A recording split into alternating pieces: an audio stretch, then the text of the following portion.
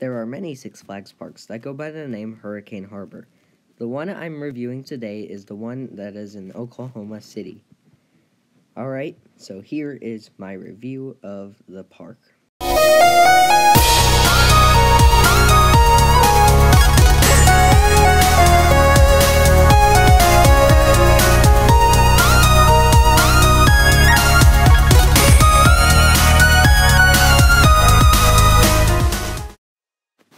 Hurricane Harbor has a pretty solid collection of water slides, but I'm not talking about that right now. Let's talk about the other things they have to do. Like this jumping thing right here. It's in an area with other smaller slides, and it is really fun. There are also little play areas and other things to do, like this little playground, and they also have this little obstacle course thing. So if you are visiting this water park with with kids, then it does have a lot of things for them to do. And they even have some smaller, more mild slides for them to ride also. As I mentioned, the park looks nice, and I actually like it. Another thing I have to point out is that while I went, they were not making anybody wear their masks, which makes sense because you don't want to get those wet.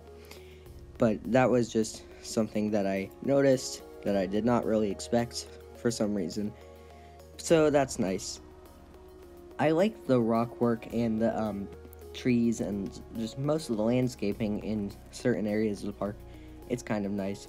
Other areas like this one don't look anything crazy, but it's still okay.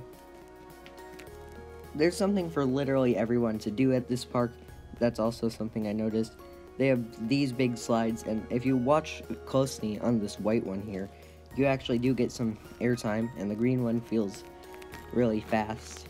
But I'm going to say the airtime on that water slide is pretty crazy. So yeah, if you are a thrill seeker, you will find things to do at this park. And if you don't really like really crazy rides, then you will also have something to do at this park. Even on that same complex, or that slide complex, they even have this. So these rides aren't anything crazy. So it'll be hard not to find something to do if you're here. So that is just something I noticed. They have a wide variety of slides and everything, so that's nice. I got to ride all of them except for maybe 2 slides. And I have to say my favorite were those big green and white ones that I was showing you. So, anyway, is there really anything that I would consider bad about this park? And I would say there isn't really anything negative that I have to say about it. And plus, there weren't even any lines when I went, so you could just keep rewriting the slides over and over again.